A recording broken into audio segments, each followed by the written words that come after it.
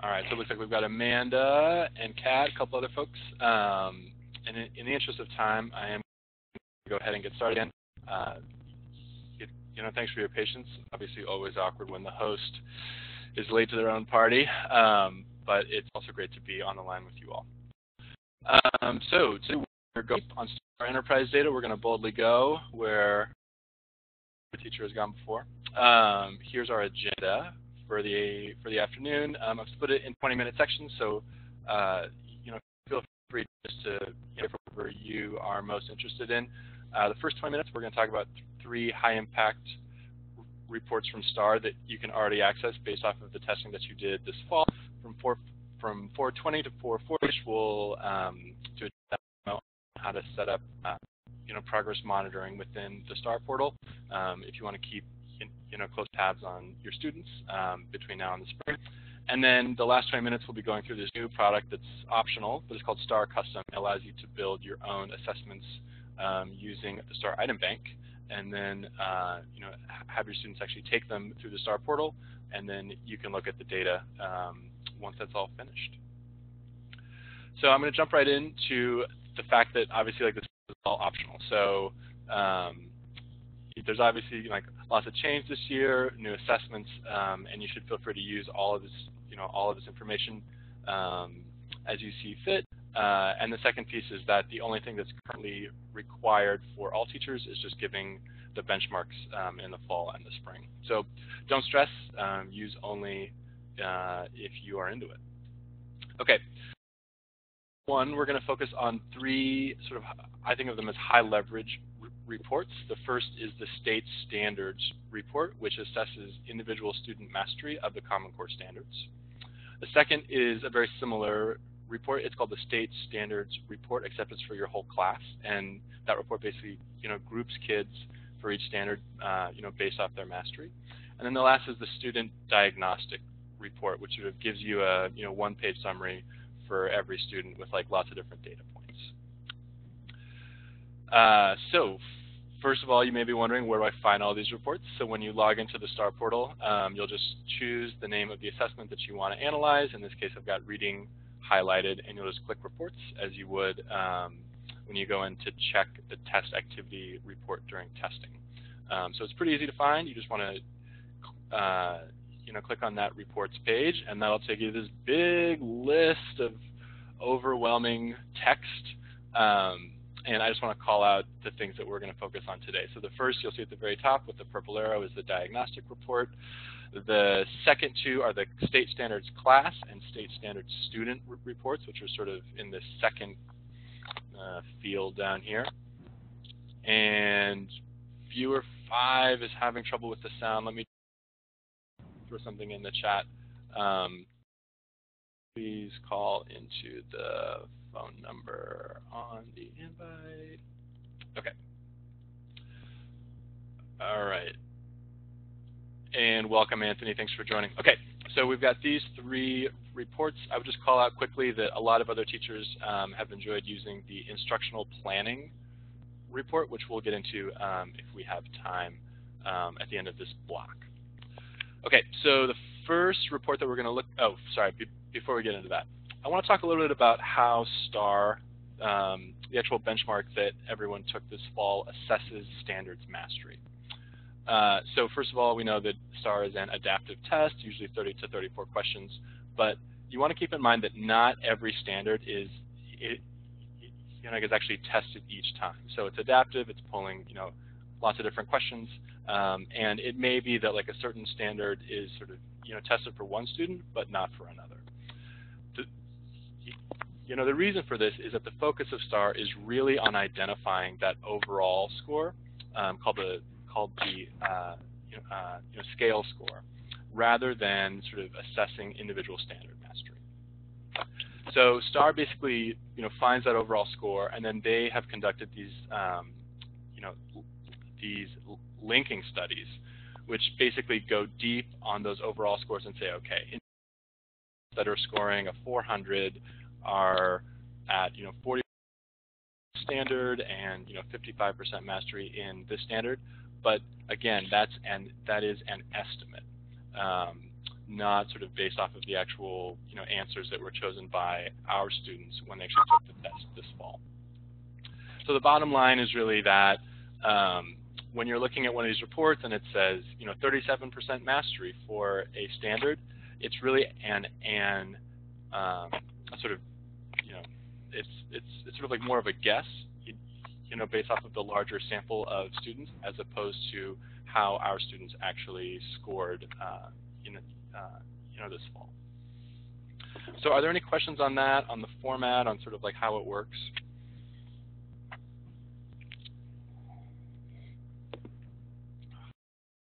To hop on the line, or also add anything to the chat if anything comes up. Okay, so here's that first student diagnostic report that I mentioned earlier. So I've obviously blocked out the name of this student, but this sort of summarizes their overall performance in reading from this fall. So along the top, you'll see this multicolored bar, and that basically locates this student relative to a national sample. So even though the sort of sizes of the color bars are out of whack, anyone who scores underneath the 10th percentile would be sort of in this red bar. Anyone who's below the 25th would be between the red and the yellow right here. Anyone who is between the 25th and the 40th would sort of fall in the blue bar. And then this student, you'll see they have like a black line with an arrow just to the right of the blue bar. I'm hovering my mouse over it. So that's how they actually did. So this student scored at the 47th percentile, which you can see from looking at the second row down here. And what's nice is like this sort of rolls up like lots of different metrics. So it gives you their overall score, their scale score.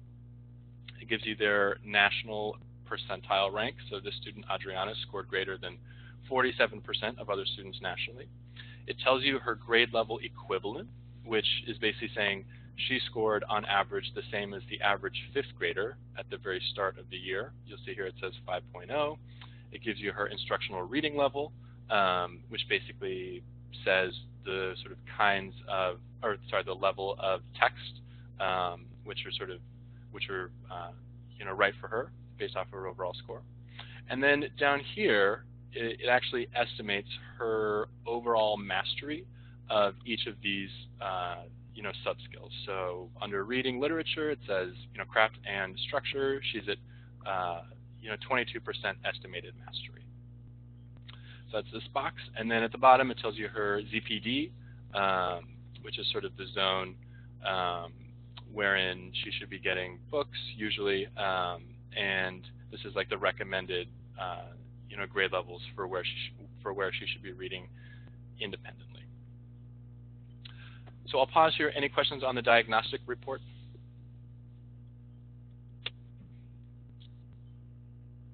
Hey, Ben? Yes. This is Nate. Hi, Nate. Hey. I'm backing up a second. Can you just explain a little bit more, or clarify more? What did you mean when you said, even though it said the student got 37% mastery on this standard, that's not necessarily what it means? Like, I guess I'm trying to wrap my head around, does that mean that there were no questions asked on that particular standard? Or does that mean that, like, you can't necessarily make that inference? Or what does that mean?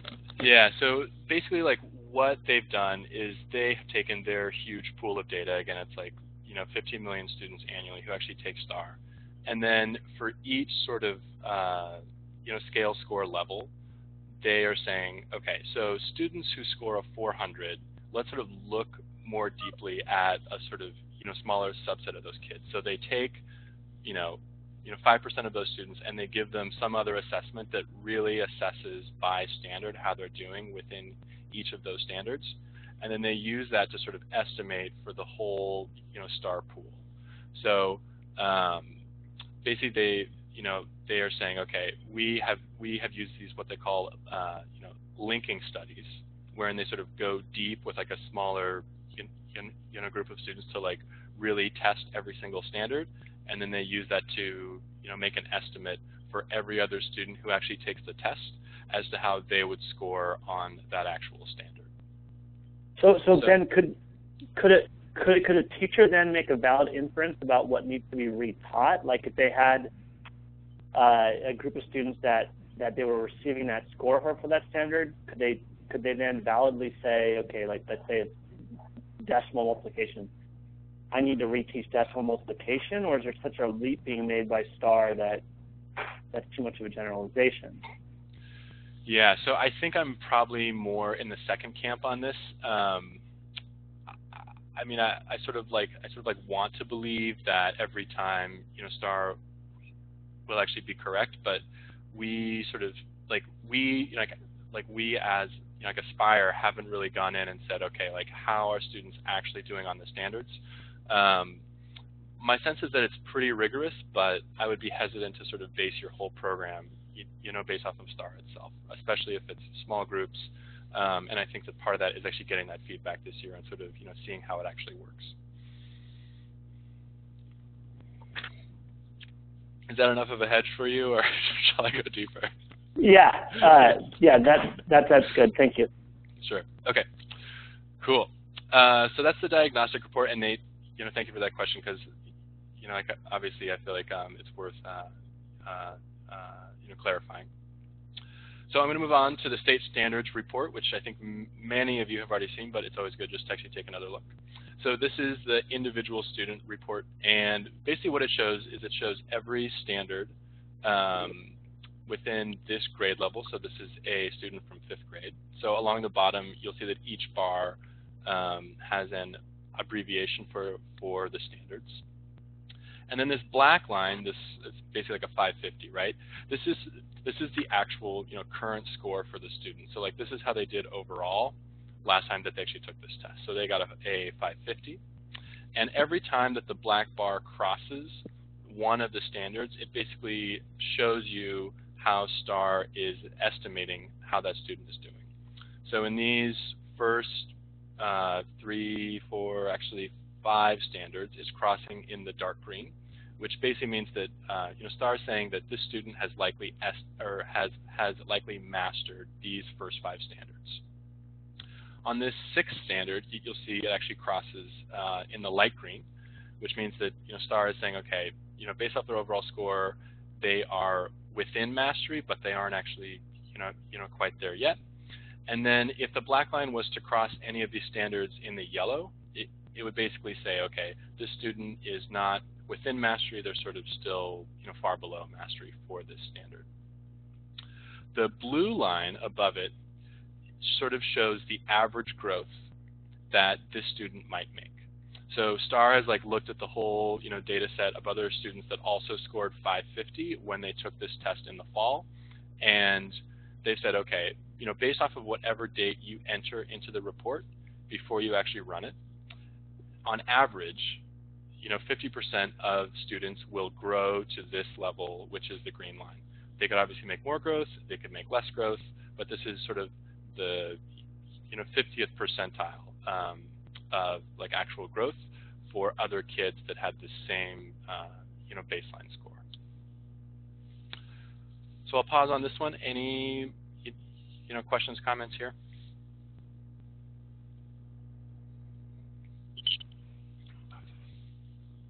All right, next piece. So the next one is basically a roll-up of the last report, except this is for the whole class. So this is the state standards report class that I pointed out earlier. And this will sort of print a sort of screen like this for every single standard. This is just one of them. And this one is the 5th grade standard around quoting accurately from a text and then making inferences. So I've blocked out all of the actual student names here, but you can see that it's sort of group kids by whether or not they are estimated to have actually mastered this standard, whether or not they're within mastery, or whether or not they're sort of farther below mastery. You'll notice down here on the bottom right that 4 students have a red arrow next to their name. So for these 4 students, they are far enough below mastery of the standard that even if they make average growth by the end of the year, they still wouldn't master this standard. So that's a sort of flag for you as a teacher or a intervention specialist, whatever, that these are students who are going to have to make more than average growth in order to actually master this standard by June, if you will. Any questions on this report?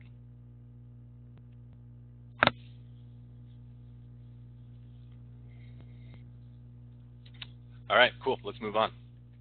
Okay, so just a few cautions, and Nate, I think this speaks to your question earlier. So again, this is all estimated, based off of overall scores, and there may be a time when a student could have done really well in one standard, but that wouldn't show up in the actual reports that you're seeing. Secondly, because obviously STAR is adaptive and it sort of has these sealed items, it's really hard to do like individual item analysis based off the benchmarks that we gave this fall. And then again, the last piece is that obviously this is all multiple choice, and they're none of the more rigorous formats that we will see under Smarter Balanced or the Aspire interims as well. Okay, so I want to move on to the progress monitoring portion of the presentation. And for this, I'm just going to kind of lay out kind of how you can use STAR to actually progress monitor, and then we'll do a demo within the portal itself. So the first thing is that you can actually use STAR to PM up to twice monthly. Oh my gosh, I've got a dangling parentheses there. How embarrassing. So you can get up to twice a month because it's adaptive. It's obviously pulling other items out of the item bank, and it also makes sure that a student doesn't see the same item more than once within a 3-month period, which is actually pretty cool. The second thing is that in order to sort of get a valid trend line from these assessments, you need to have given it at least 4 times to the student. So you want to think of it as like a 2-month cycle usually. And this has no effect on SGP. So if you use STAR to actually progress monitor, there's like no impact on on end of year growth scores. But it could, for example, help students get more comfortable with STAR. And then obviously, if you wanted to get some sort of formative data as to how either some of your students were actually growing in their SGP, or even your whole class, this obviously might be one way to do it. Okay, so I want to move into the demo itself, and I want to note that I'll be sending out sort of how-to guide on this as well.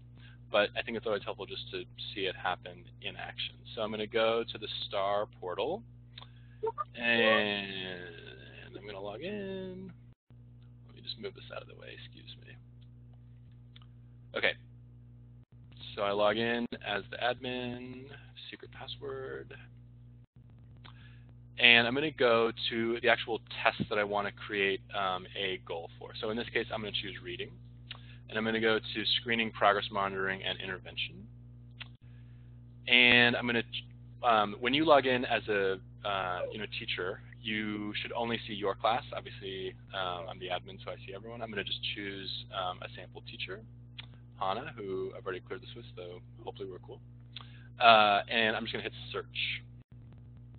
So now I see all of her students who actually completed a STAR reading test in the fall. So in this case, she has some students who took early literacy and some students who took STAR reading because she teaches first grade. And so obviously they're about like half the class here only have scores, which is fine. So now I want to choose the kid that I want to create a goal for. So they're all color-coded based off their percentile rank, and these actually align to, if you think earlier to the diagnostic report and all of those colors, these are the same here. So you'll see this student, Gael, is sort of like right on the cusp, so he's yellow. So I'm going to choose him by actually clicking his name, and I'm going to set up a goal for him. So you'll see here it has his latest score, the date that he actually took his test, and then over next to it I can say add goal. So I'm going to click add goal, and I'm going to give a name for this intervention. So what is it that like he's going to get over the next 6 weeks, 2 months, whatever it is, that I actually want to monitor. So I'm going to call this like sample intervention with Ms. Ramirez, small group, once a week.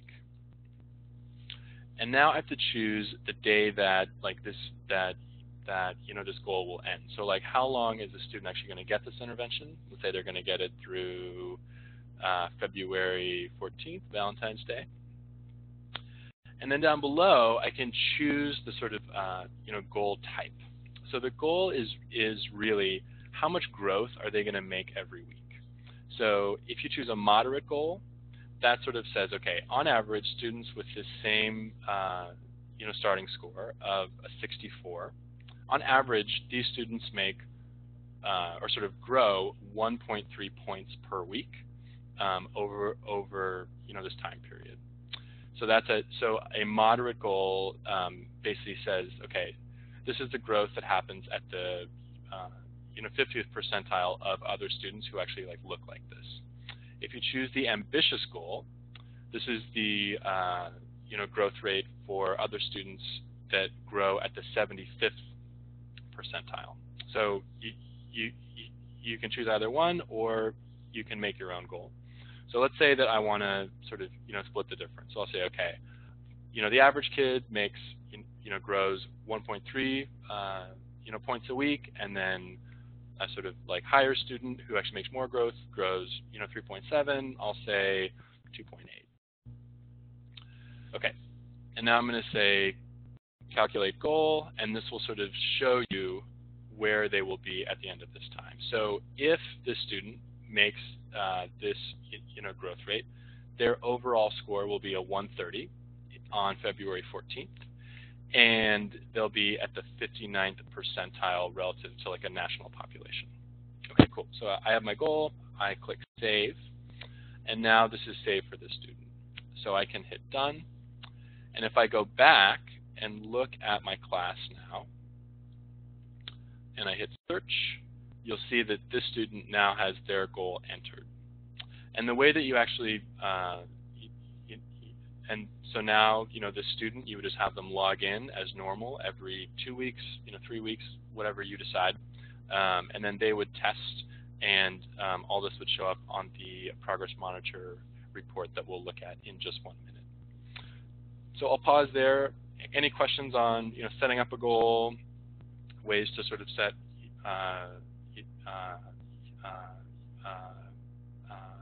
SMART goals, or anything else?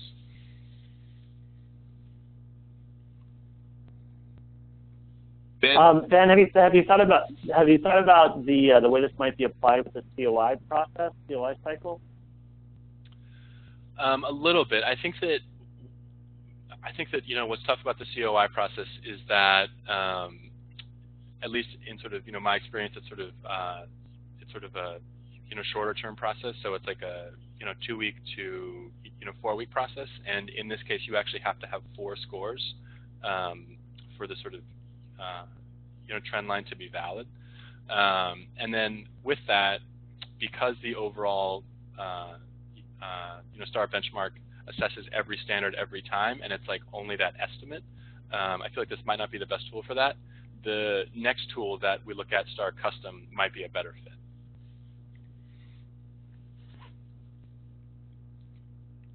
Do you have thoughts on that, Nate? No, I think what you're saying makes perfect sense. Then I started thinking, maybe for the RTI process more. Exactly. It would make sense. Yep. And I heard someone else also try to jump on the line with it's Anthony, Ben. Hi, Anthony. Hi. I was just wondering this is strictly just assessment software, but the adaptive nature of the software leads me to believe that there might be an opportunity as students work through, and it's always adapting to what they're doing, to give us a bunch of information in terms of this goal you just established for intervention. What would be the ideal sort of access to STAR within that, say, whatever, 6 week period, whatever you establish, to do the sort of progress monitoring on the actual laptop, Chromebook, whatever you're using? In other words, how much of this is actually being driven by, outside of this system instruction, and then for the assessment piece, how often are you actually doing that within the system to know and to guide the nature of the intervention? Totally. So I think if I understand, what you're asking correctly, it's sort of like how do we align the actual, content of what we're teaching to like what's being assessed, within STAR, and then like what's the most sensible schedule for actually using the assessment? Is that exactly? It? That's what I'm asking. Right. Perfect. Yeah. So I think that how to answer this. So I think that one of the sort of drawbacks of STAR is that the format itself is sort of relatively basic. Like there's no performance task, there's no written response, and so in that sense, like the item rigor is like probably not going to be as sort of challenging as the actual instruction that we're doing day to day. But as an actual measure, it's probably one of the most reliable ways of sort of ranking our students nationally. And so my sort of sense on STAR and using a textual progress monitor is that it's a pretty effective tool for RTI in that it sort of very quickly identifies those students within our schools that are scoring at the lowest rungs. And then from there, I think that as a school, you want to figure out like, okay, what are the assessments and the programs that we're going to add, like sort of, based off of this like initial flag from STAR that are going to help us really dig deep on this.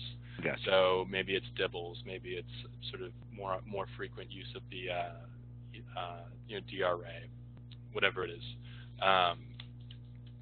And then in terms of the actual testing schedule, I feel like anything more often than 2 weeks probably isn't going to give you data that's like really that actionable, in that every time that you test, it's going to test like every single standard, right? So like when you actually give this test, it's really more about locating where each student is relative to like the national sample, rather than like really drilling in on like, okay, here are the sort of 4 standards that this intervention is like really focused on for this student. Okay. Thanks. Is that helpful? Yeah, it is, definitely. Thanks. Okay, cool. Thank you. Any other questions? All right, Rad, we'll take it. Oh, yeah, sorry, go ahead. There is thing I thought I understood you saying, though, that you can create your own assessment if you did want to target a particular standard? Exactly, and that is the next piece that we'll get to in just 1 minute. STAR Custom. Okay. Cool. Thank you for that. Yeah, it's a really... Okay, so the last thing I want to, for this section, is to just go to the progress monitoring report. Now, obviously for this student, they have only taken a fall benchmark. So we just need, I need to figure out the student's last name. Just 1 second. Okay, this is Ayel Cortez. Okay, good. So we're going to go to progress monitoring, and again, like as a teacher, you would really only see your class. I just want to pull the report for this student, so I'm going to go down to the C's, practice my ABCs, and I say save selection, and now I've just got 1 student selected. I'm going to say view report. So this is the progress monitoring report that you can pull again after you've given at least 4 tests. If you give it prior to 4 tests, it obviously like looks a little funny. So here's the student. Here is their baseline score from fall testing. So this occurred, I believe, on September 2nd. So there's their overall score. It was a 64. And then the green line is sort of your goal growth. And then the star shows the sort of goal that you entered when you actually set up this intervention. The black line is going to be their overall trend. Obviously, in this case, they've only taken 1 test, so it's like this weird vertical line that like doesn't make a lot of sense.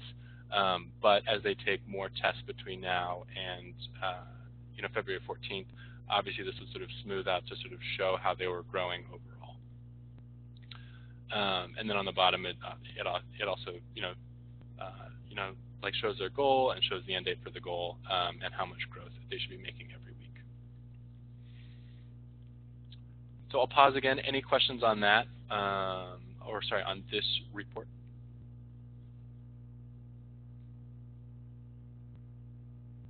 Okay, great. So I want to go back and just have one slide on progress monitoring, which I think addresses some of the questions, Anthony, that both you and Nate brought up. So in general, when you're using STAR to actually progress monitor, I feel like the good things about it are that it's like a pretty easy, quick measure to use. It's obviously adaptive, so it sort of meets students where they are, and then it gives you these overall mastery estimates for every single standard every time that the test is taken. On the sort of on the not so great side, obviously you can't drill down to just one standard or a sort of smaller subset of standards, and you also sort of can't be sure that the individual standard that is being focused on for whatever intervention is in place was actually tested. So in general, and I think this sort of rehashes what I said earlier, I feel like STAR is like a really good general baseline measure for RTI, but you definitely want to find some other more sort of standards focused tests to sort of really go deep in terms of figuring out what kids are actually capable of. So that's it on RTI. I'm going to move on to the next phase, which is STAR Custom, unless there are any other questions about using STAR to progress monitor.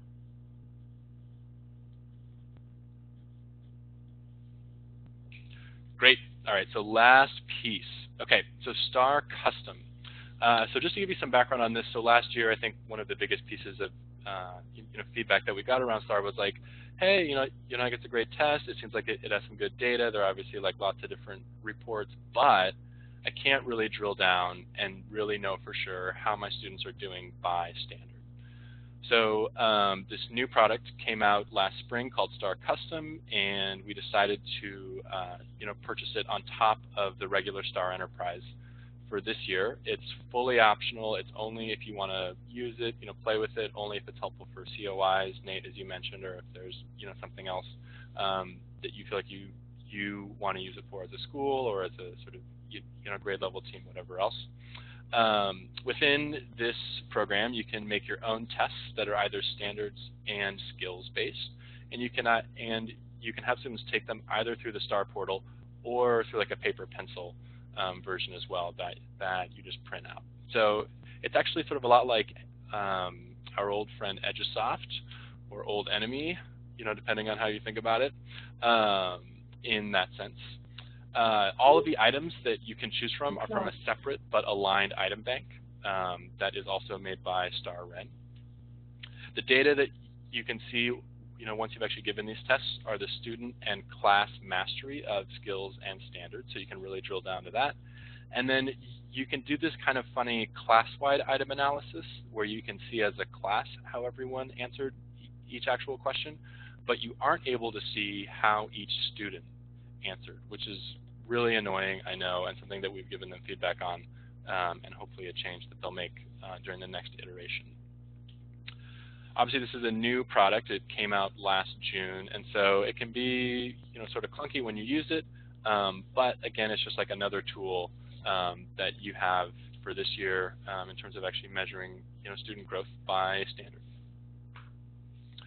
So I want to go in and actually do a demo of this because I think that's the best way to see it in action. So let me go back to my STAR portal. Where is that? Here it is. Okay. So I'm going to go back to, how do I do that? Home, there we go. So I'm going back to the sort of, sign-in screen, and you'll see this other box over here that says Custom Assessments. I'm going to choose that, and I'm going to go to Manage Tests.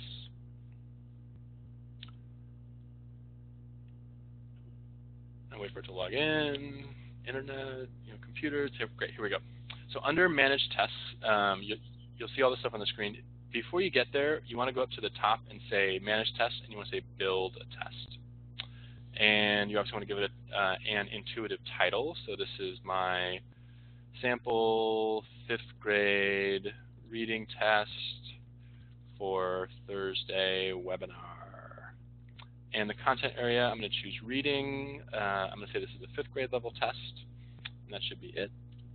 I hit Next. And here's where I can go in and actually start choosing items. So to do that, first I'll choose a content area up here from this drop down. And I don't need to actually touch grade level. I can just do that over here. So let's say that I teach 5th grade. I'm going to choose grade 5. And then I'm going to choose a domain. So I'm going to do vocabulary acquisition and use. And then I've got all of the standards here. So determine or clarify the meaning of unknown and multiple meaning words. Sounds great. Now you'll notice here that, and like I know it's a really small, but this says ELA literacy L.5.4, and when I click it, it doesn't do anything. That's because this standard is actually broken down into 5.4a, 5.4b, 5.4c. So you have to go down and actually choose which sort of subdomain or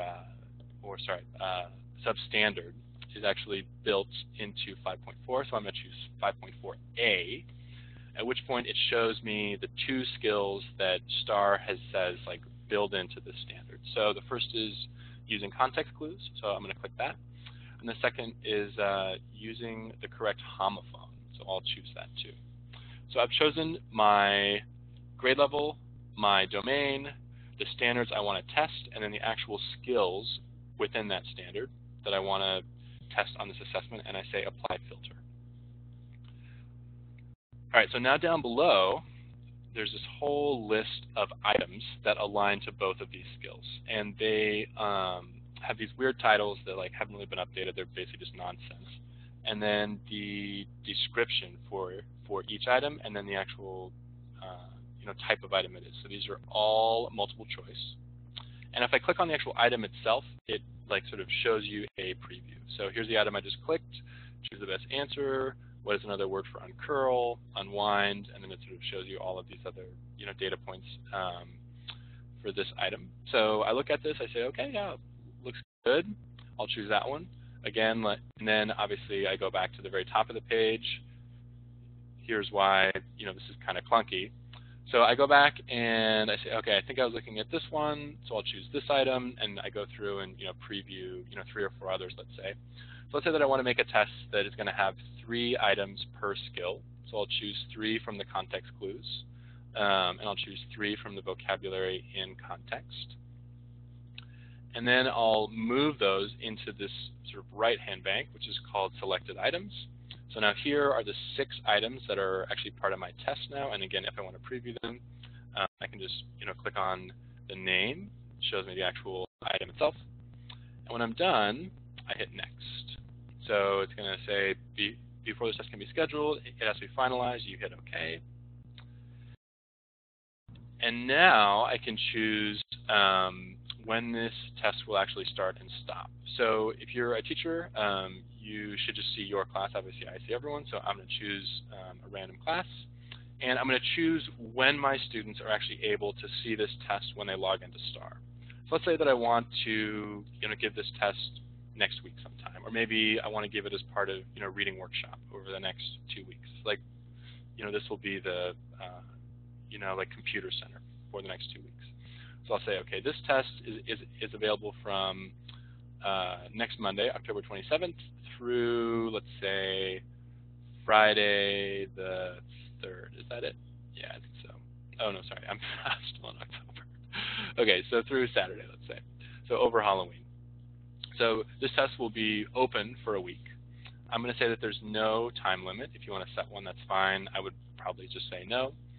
I want to give this test through a laptop. If you want to actually give it through a just printout, that's fine. You would just hit paper, pencil, delivery. And then there's this other option that says provide feedback, which sort of gives which actually gives each student an option every time they answer an item to say whether or not they knew the answer to the item or whether or not they guessed. I would just leave this off because I think it makes it sort of busy on the screen. So I have my dates, and then I hit schedule. And that's it.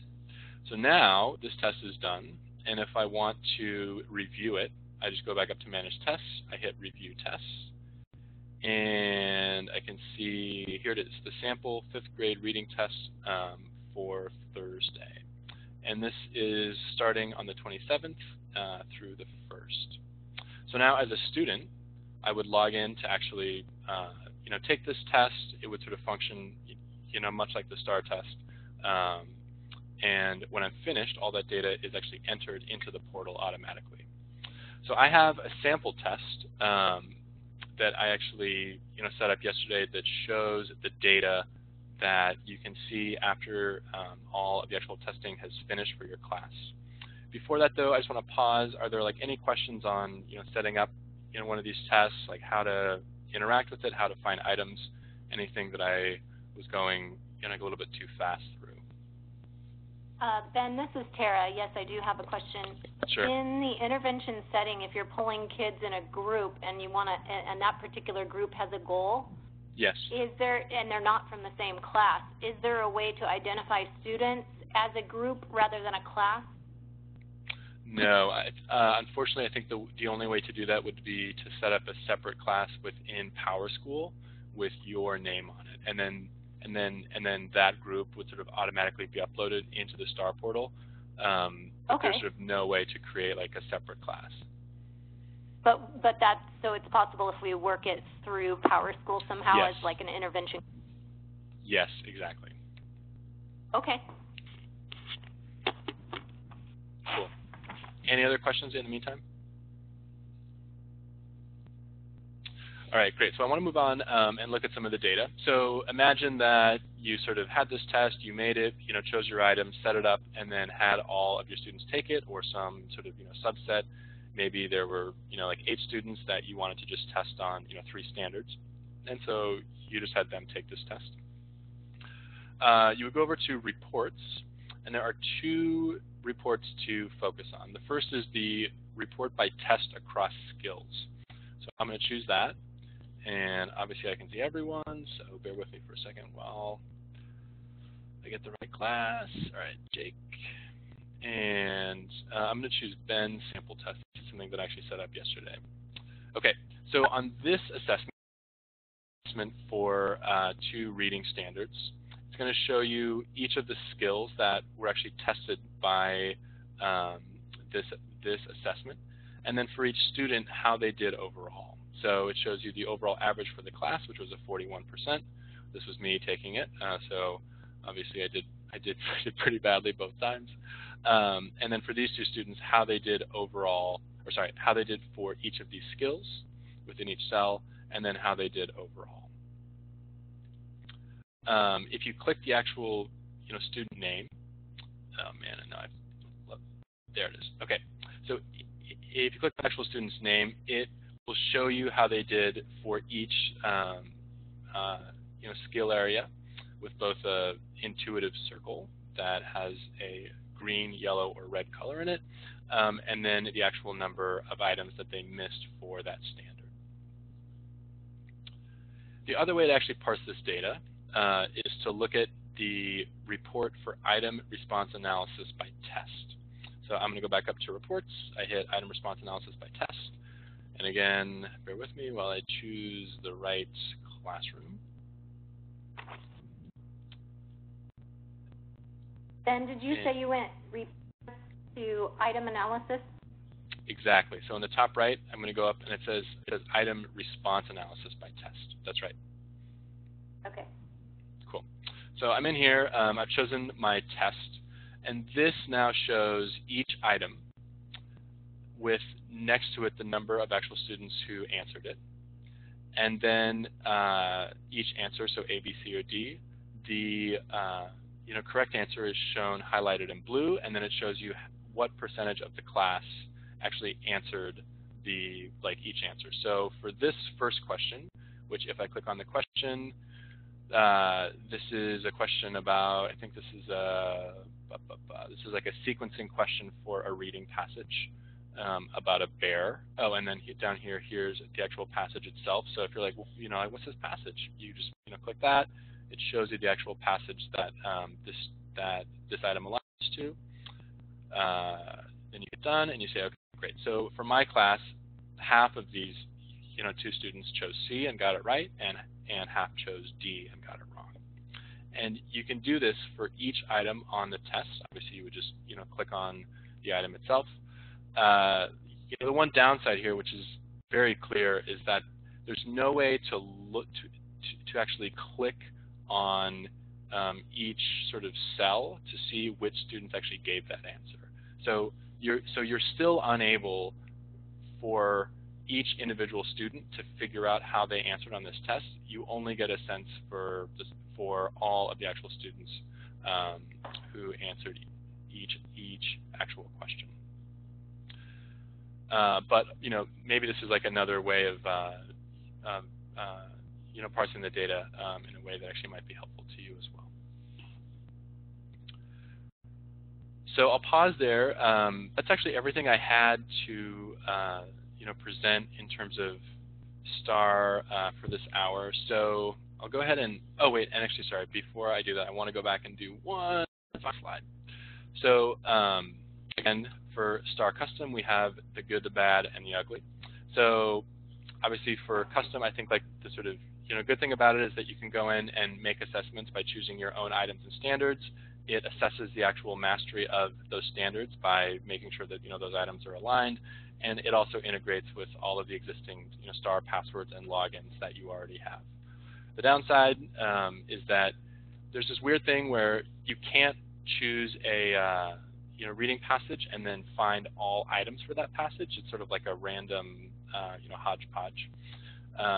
You also can't do that sort of like student level item analysis, which I think that we've all gotten used to through Edusoft. And obviously, this is a new system. It's still like a little bit clunky. So my sort of general recommendation on STAR Custom is to actually start with math, because that seems a lot easier to use. There's sort of no longer passages to mess with. And then if you want to move into reading after that, if you are interested, I would definitely do so. So that's it. We're a little early, which is great. Obviously nice to get some time back. I'm happy to stay on the line and answer any questions, and I just want to say a really big thank you for being here this afternoon. So with that, I'll go ahead and open it up. Thanks, Ben.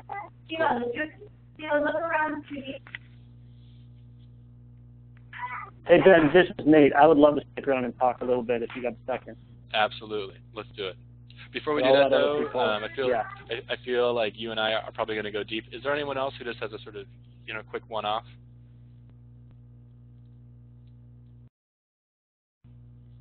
All right, sounds like probably I don't have not. a quick one, but I would love to hear your conversation just to get a deeper understanding of everything. Yeah, for sure. Yeah, sounds great. Listen in. Okay, Nate, shoot. All right, sweet. So, I've been thinking about what can we do instead of these amplify interims. Totally. Because they've been kind of all the way around the world. And so my thought was, why couldn't we use the STAR Renaissance for that purpose? And I guess that purpose being an Aspire-wide measure of math mastery in this situation. It seems like this would help teachers dive deeper into one system. We know that they've got some great data analysis tools. We know that it would cut way down on teacher prep time and bubbling in and all that sort of stuff. And I've heard from the call today that there are some reasons why this might not work. So I just want to ask you, what would you see as the downsides to using this instead of like the former Edusoft benchmarks or the current Amplify interim, specifically for 2nd through 5th grade math? Yeah, for sure. So I think the two biggest, so I think first of all, with the positives, we have already given it once. It does give you a sort of mastery estimate for every standard, and as you mentioned, there are all these really great data tools within it.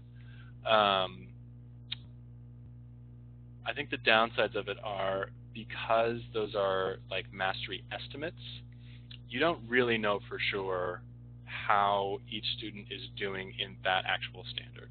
So let's say that you have a 4th grader who has a really, really great vocabulary. So they may crush all of the sort of questions that they see on the benchmark about vocab, but for nonfiction reading or main idea detail stuff, whatever it is, in general, like because they are not as sort of strong there, they are going to be pulled down in their overall score. And then that overall score is what's going to set the standards mastery estimates. So because they have a lower like overall score, STAR will say, okay, on average, kids who score like a 250 are at like 47% mastery within all of these vocab skills. But we know this student is actually really strong in vocab. So like that's not being shown in the data on this assessment. And the only way to like really get that data would be to give some sort of, follow-up assessment in vocab and in main idea and in, whatever else, right? And sorry, and for you it's actually math. So like maybe it's algebra and like number sense or something, right? The other. So then sure. If the coaches are looking to do that, couldn't they create a custom test based on the standards they want to cover that have been, indicated on the scope and sequence to that point? Yes, I think they could absolutely. I think that the sort of challenge there is that I think we're all very used to when we give these like internal benchmarks, being able to like sit down with the physical test and know exactly how each student answered for each item, and that's actually still not possible within STAR Custom.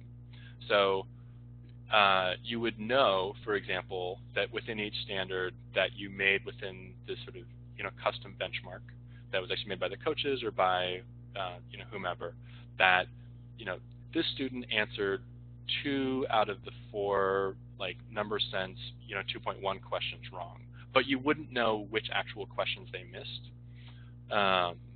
So it's sort of better than the overall STAR benchmark that we all took in the fall, but it's like not quite perfect in the way that we're used to actually looking at data. Now, it may be that STAR Custom is going to come out with some update next month that would actually let us do this, and we could definitely talk to them about that. But like at this time, that's sort of like not part of the the actual system.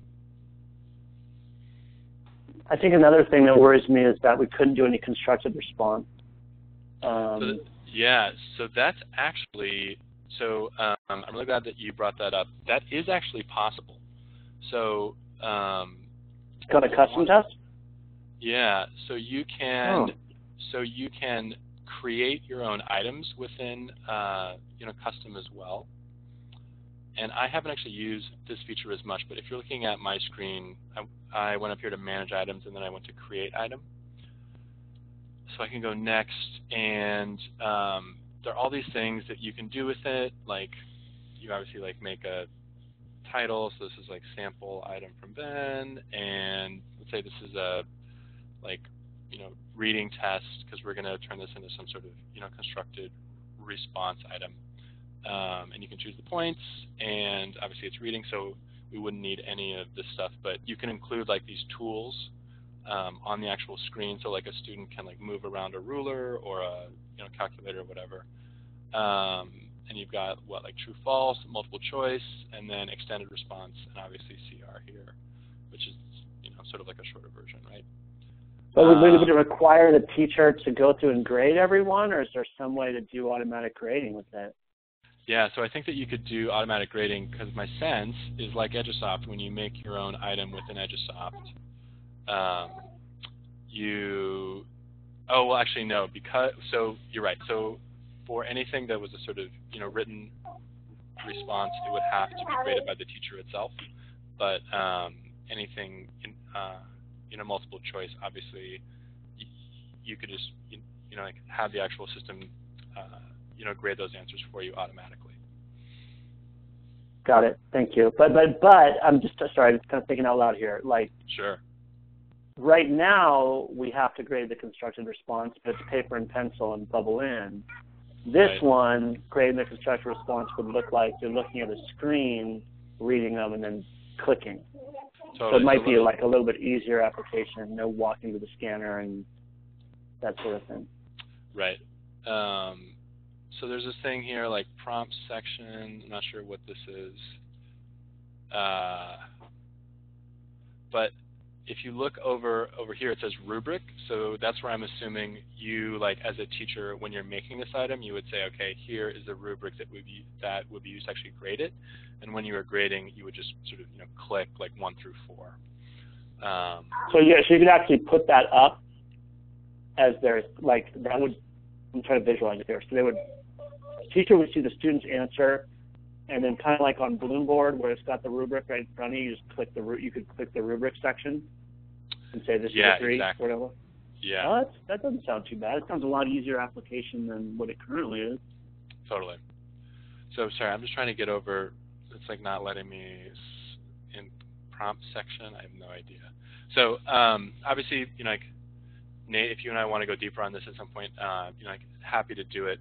I think it's really there are obviously like lots of players in this, and so my sort of general tact with like STAR has been, okay, like here is this test that we are requiring everyone in K5, K6 to actually give for measuring student growth, and then there are like all of these other tools in here that are obviously like that sort of like might be helpful, but there's like lots going on, so obviously this is all optional. If we were to sort of pivot on something like this, it would probably be like take a lot of wrangling of folks, if you will. Yeah, I've already been doing. I've already taken a lot of those. I've been doing that wrangling. Cool. So I got a lot of stuff lined up already. I'm not saying it's going to happen. I'm just saying I've already done a lot of that legwork. Okay. Cool. And sending out a survey today to 2nd through 5th teachers, but it's asking them like, what would you like to see for future interims? And one option is to keep what we have. Another one is coach-created interims. Yep. Another one is using stepping stones, and another one is using the STAR Renaissance.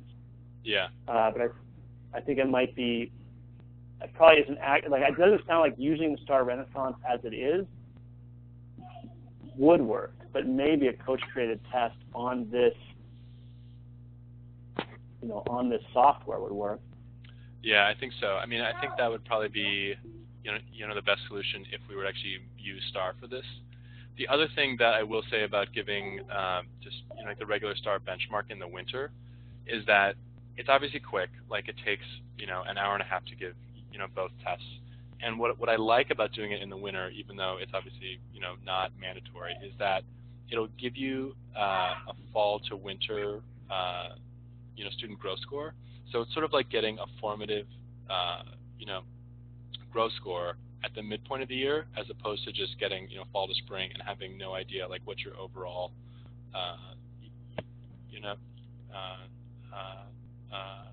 growth score will be at the end of the year.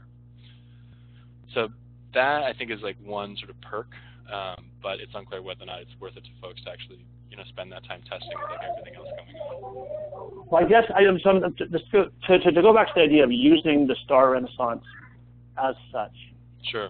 Like when I think about the interims and the benchmarks, they serve a bunch of purposes. One is teachers analyze the data and make big picture decisions about instruction. Another one is like principals and area superintendents and coaches are able to sort of track school progress. Right. So I'm feeling like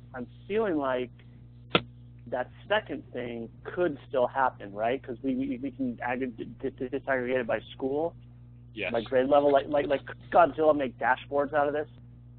They haven't yet. The only thing that we made is the SGP dashboard that is going to be launched in TED next week for the STAR tests that were taken last year. Okay. But I'm just wondering. I guess I'm worried about the validity of the inferences drawn from the data. If like you were saying, you can't really drill down to the standards level. Exactly. Like validly. So it's almost like, could teachers still make the instructional decisions? Like I feel like we could do the school-wide tracking, but I don't know if teachers can make the instructional decisions, which was surprising me because I thought that was a really cool thing about it. You could make those small groups and stuff. Totally. And honestly, like, my sense on that is like, it's probably pretty good. Like they have this huge data set. It's sort of, like this test has been around for like 12 years. they have like a lot of experience doing this. And so my guess is that when they say like a student has or has not mastered the standard, it's probably right like 80% of the time. But it's that other 20 where we aren't sure. And so as a result, like I would never want to say categorically that like this should be the sort of primary source for thinking about which standards have actually been mastered by our students. But that being said, this is also, I think, really the sort of like only assessment that we're using this year that sort of even gives you a sort of overall picture for how each of your students is doing on the standards at like each point in the year. The interims obviously are sort of tied to the content from the last 2 months, 3 months.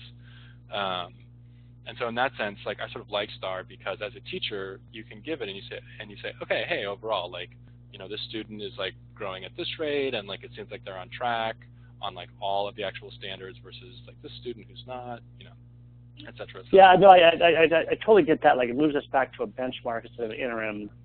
I think that was one of the biggest teacher complaints that I've heard is that as we've gone to this interim, the way that Stepping Stones, the math program, lays out instruction, they don't learn a standard in its entirety by the time the interim's taken. Instead, they learn a piece of it here and a piece of it there. So I think Stepping Stones lends itself more to a benchmark anyway. Like I kind of see the benchmark as a plus in this conversation. I guess the thing that worries, the two things that worry me the most, one is that they wouldn't be able to draw like valid inferences about standards level achievement, and then secondly that it's all selected response.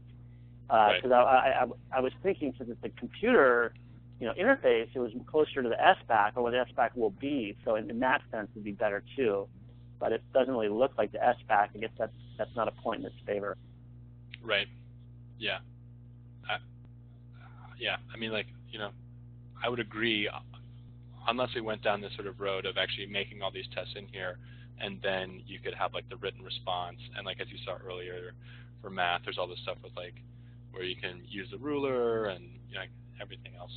So I think that would definitely be closer to like the SBAC alignment thing. Yeah, sure, hop on. Yeah, sorry, I've just been listening. It's Nicole from Fort City. Thanks for letting me listen in. I'm trying to keep everything straight in my head, but I'm concerned about my K2 teachers because this is their SGP, correct? And it's going to stay that way, or am I mixing information? For sure. So last year this was yes. So it's sort of a yes and. So last year this was this was the SGP for everyone in K2. For this year, this is the SGP for everyone who is teaching K5 or K6. Okay, so then I think I'm a little more concerned, I guess. Just from being a data driver and feedback I've gotten, I think teachers are just concerned about how they can ensure that growth for their students. And I'm not even, like, I am by no means super experienced in the STAR Renaissance thing, so I don't even know exactly what to ask. But pretty much I've gotten feedback and people have been asking me to ask, how can they make sure they can get that growth, especially when they can't pinpoint those exact standards. So with that, I'm liking the conversation that you brought up between you and Nate so far. I think having maybe more things within the STAR Renaissance that teachers can turn to, whether they are coach-created or, those specific smaller standards tests, even though it won't pinpoint the exact, just to kind of give teachers that better guidance through this, and then having them feel more comfortable because this is what it's kind of coming down to in a sense. For sure. I don't know if that makes sense. I've been trying to consider this thought. Yeah, I mean, absolutely. And so, I will say that, one thing that we've sort of gone, back and forth with is, okay, so we needed to sort of identify, some sort of, growth measure for this year that we could use across all schools that was, pretty easy to give, it wasn't going to be, high impact. And we ended up going with STAR. And I think one of our, biggest, reservations with it was that it was all, multiple choice, right? So even though it's sort of still, testing the content that we're teaching, the format isn't actually aligned to the SBAC. And so I guess one sort of worry is that while we definitely want to give people like as many tools as they can to sort of, drive growth on STAR, and they absolutely should, we also want to make sure that folks are sort of really focused on, teaching in these new, innovative, and, rigorous ways that, like, we're all doing now, right? Completely. And so, like, it sort of ends up being this balance, right, between, like, okay, here's this measure that we know that we're using this year in, K5, K6. We know next year that we're probably going to use it in, K3. So it's definitely part of our program now, but we also want to make sure that there's a balance there with, like, the other assessments that we should be giving as well. So yeah. Okay. That definitely makes sense, and I know it's all new and trying to get it figured, and we've been trying to look through that lens for sure. I think it's scary to a lot of the teachers I've talked to because they're just not, like, so much is up in the air, but then like things are tied to it, and of course the point is that teachers are definitely trying to embrace the new ways of making sure that they're having students have a deep knowledge of these standards and things like that. But, in the end, it is tied to a lot for them personally. So For sure. I guess, I don't know who, and maybe this is where, like, I'm just uninformed, but, like, who is our expert type person, or, I joined the webinar because I'm a data driver and I'm interested, but, like, where does this fall for people wanting more information? Like, who's their expert? Who can they come to? Who can they analyze with? Would it end up being the data driver? Because we haven't gotten anything thus far, really. Right. So the sort of like, so I am the sort of STAR driver, and so I'll be sending out obviously this recording, like, and some slides. And then, like, over the course of the year, like, I'll be sort of emailing out and being like, hey, data drivers, like, here's the deal. If you want to give STAR in the winter to get, like, a formative SGP, here's how you do it. Here's sort of, like, why you might want to do it. And then, like, also making sure that, like, all of that information also goes out to teachers. I think the biggest challenge is, like, email is not the best way of actually getting all of this info out. And so it's a matter of both, like, us getting these resources to you as the actual, point people for your schools, and then figuring out other sort of, ways of entry on this. So if you have thoughts there, any, like, feedback about, the best ways to actually get this information out, I am all ears. Okay. So Nicole, I would actually love to follow up with you offline, about this as well. So maybe I'll shoot you an email and see if there's a time that we can connect, and then I can also loop in John as well. Yeah, no worries. Cool. Thank you. Okay, thank you. Yeah, for sure. Feel free to stay on. Nate, I don't know where that leaves us. I just had one more question. Yeah. And that was, does STAR for those teacher-made ones, or the ones we can make, does it have an item bank, or is it all we make them? Yeah, no, it is. There is an item bank, which is the same item bank that, like, we were looking at earlier. Right. Yeah. Yeah. So there's all of those items, and then my understanding is that if we work with, like, the STAR people on the back end, we can actually send them, like, a whole, like, Excel file full of items, and they would just automatically, put those into their system. Oh, nice. So it's sort of maybe there's certain items that we want to, like, pull out of Amplify or, like, Edusoft or something, and that, like, might make it easier. That's cool. Yeah. All right, cool. So in terms of next steps, I mean, I've been talking with Nikki and Elise about this, and basically we're going to send the survey to teachers, and then we're going to present all that to James and Elise and John, and they're going to talk about it on Wednesday. And I'm not sure if any changes will happen, but I just want to propose it. So sure. It would go to the ed team, but I guess Elise isn't going to be there Friday, so that's why we're doing it this way instead of at the ed team meeting. Okay, cool. Yeah, but I think if you think it could be a reasonable replacement, like this Amplify, this hasn't worked out real well. So this might. I mean, I just feel like having one less system for teachers to learn, having one that we believe in, is will go a long way, personally. For sure. Yeah, for sure. And I think one other sort of positive on this is that, obviously we, heard from Nicole earlier, and having all of that be aligned, I think would just make people feel better about just making sure that all of these different systems are sort of talking to each other, in ways that actually make sense. So. Cool. Yeah, I agree. Yeah. So, yeah, I mean, if you have a chance to talk to James or Elise or John, I know that, I know Elise and James that I'm sending this through an email, and John knows I'm sending this through too. But, yeah, so hopefully you can kind of lend your opinion too. But I think Sure. it'd be a great replacement, and I love that the amount of work teachers would have to do and the administration is passionate. So. Cool. All right. Sweet, Ben. Thanks so much. Appreciate Sounds it. good, Nate. Yeah, you too. All right. Bye. All right, so we're at 5 who would like to hop on the line. All right, all by my lonesome. Thanks, everyone. Bye.